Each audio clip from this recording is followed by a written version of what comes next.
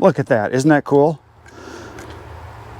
I'm a little slow, but you guys knew that. Is that awesome or what? Very first pull. That is awesome. Very awesome. Today on In the Woodyard, we got a brand new generator we're going to use for splitting wood. Here we go. So this company reached out to me saying, hey, would you like a generator, a gas generator that would possibly power your elevator for when you split wood? And I said, heck yeah, that'd be nice. So POXURIO,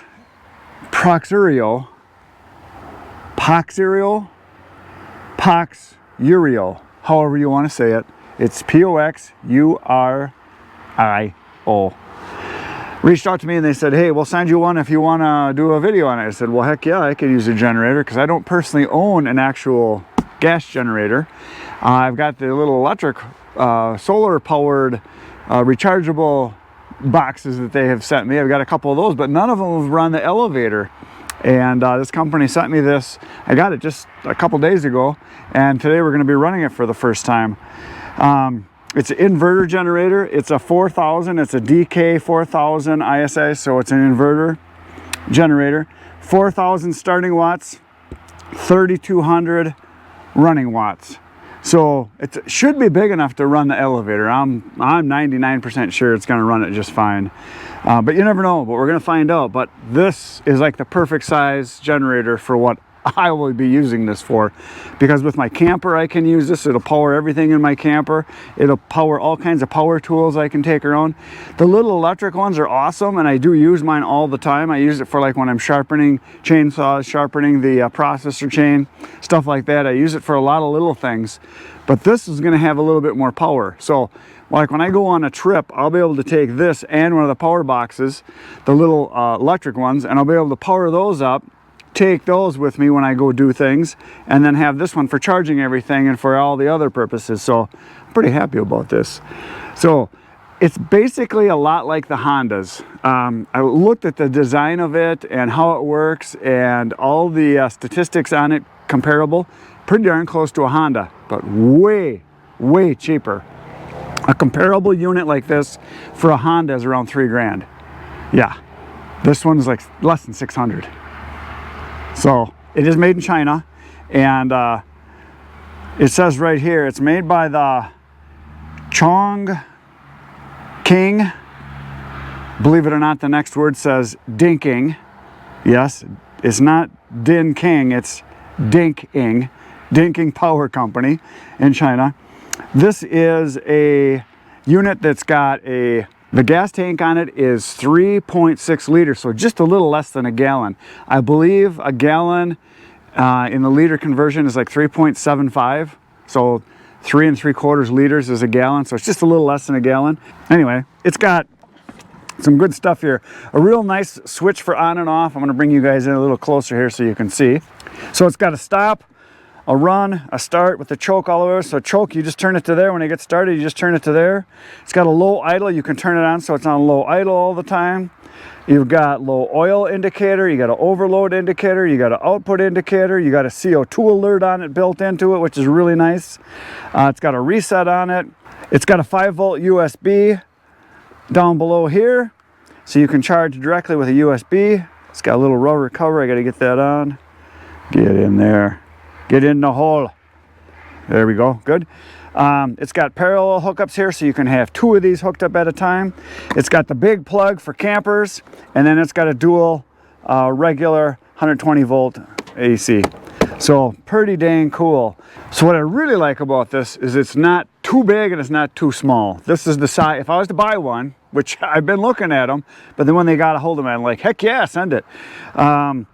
I would buy one about this size, about 4,000, because it would power pretty much everything I would need. Even an emergency in my house, this would run I could run the freezer, refrigerator, sump pump. It would do what I needed to do. And then along with my other little power boxes I have, I could run some of my other, like my laptop and computer and stuff like that. So there it is. It weighs about 50 pounds, I would guess. It didn't say on there what it weighs, but just lifting it, I would say around 50 pounds, which is another thing I like about it, because I can actually carry it in one hand. So if you grab a couple gallons of gas in one hand, up to 5 gallons, and then the the unit and you carry it, it's nice and balanced, you can carry it. So it's got rubber mounts on the bottom.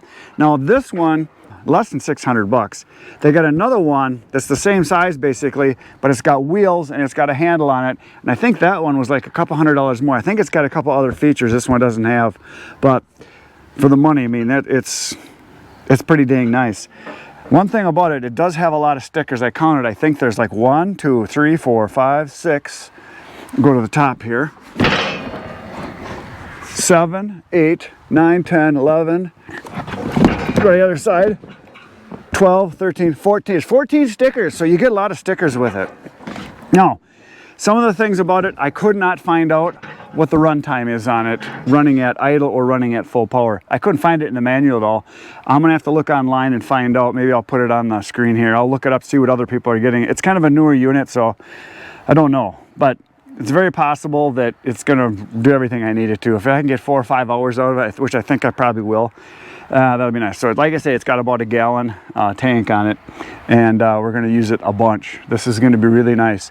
And the generator that I had here was not mine that I was using. That was Adam's. He brought it because he hadn't run it at his place, he said, in like 2 years, and he wanted to get it some run time. So he's going to be able to take that back, or we'll use it for something else here, but I'm going to be using this one. Now, the one thing I wish this had the wheels and the little handle. There's a handle apparently that attaches on top here, and I might even work something into this where I get a little cart for it or something so I can wheel it around, make it a little easier. But you can carry it, it's just that it's a waste, so we'll keep this inside, but it's going to be pretty nice. So we're going to put some fuel in it, we're going to put some oil in it because it comes without oil, and we're going to start it up. We're going to plug it into the elevator, which is right there, and there's the splitter. We got a pile of wood back there, so we're gonna do some splitting. Here we go.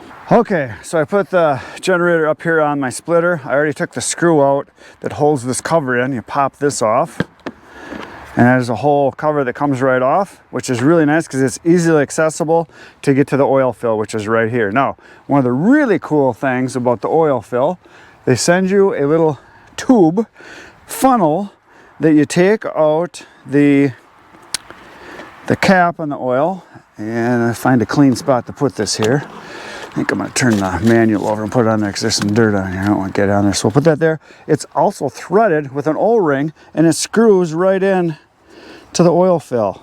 How slick is that? I wish other engines. Look at that. Look at that. Isn't that cool?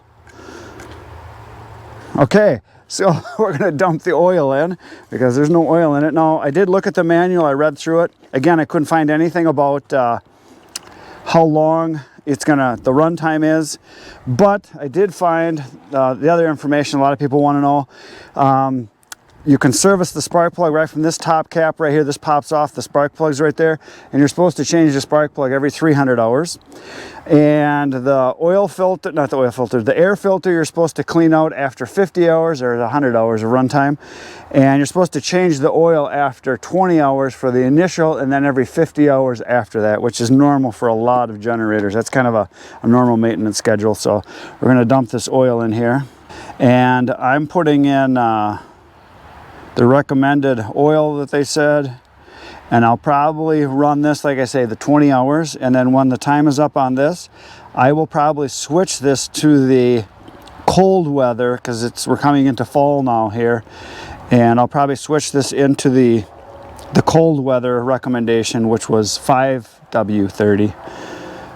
So that's probably what I'll do. On my splitter in the wintertime, I always put in either 0 or 5 weight, and I put in full synthetic, which is what this is too. I like the full synthetic stuff.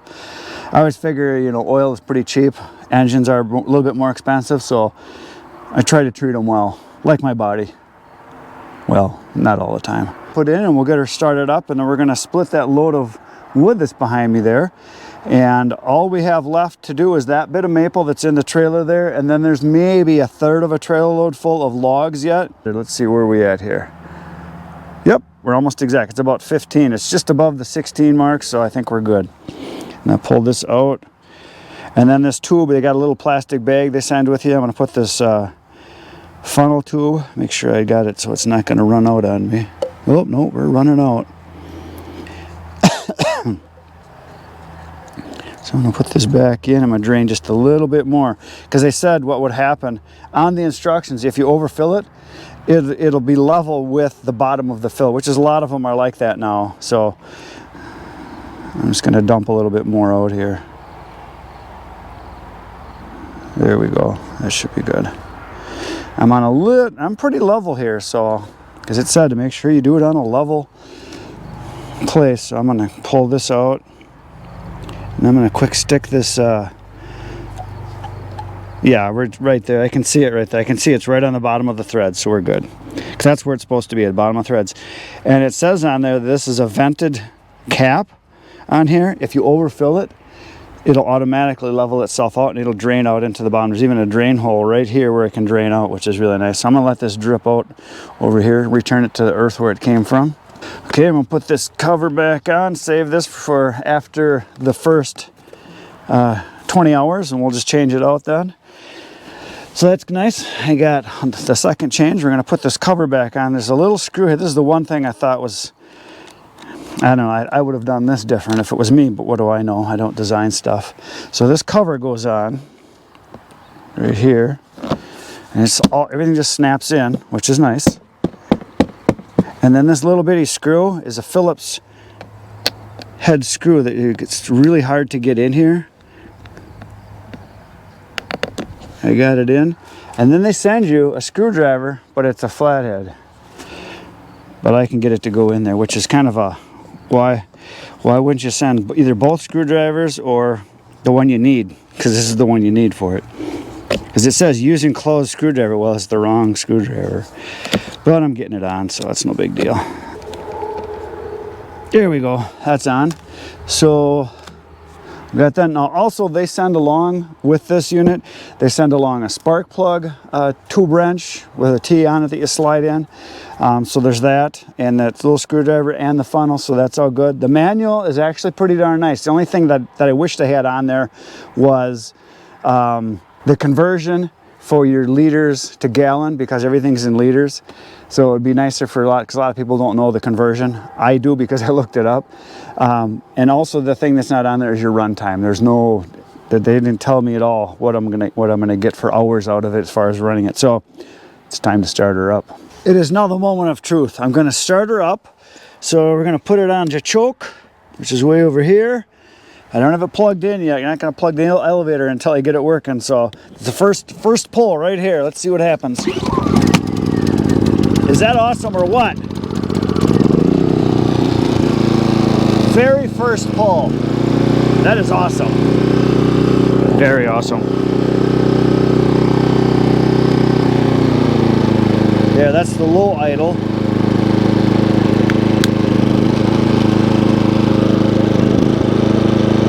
Seems to be running fine. Pretty quiet too, it's not too loud. Not bad at all. That's on the low idle. I'm going to turn the low idle off, put a full, and I'll plug in the elevator and see what happens. The elevator is running.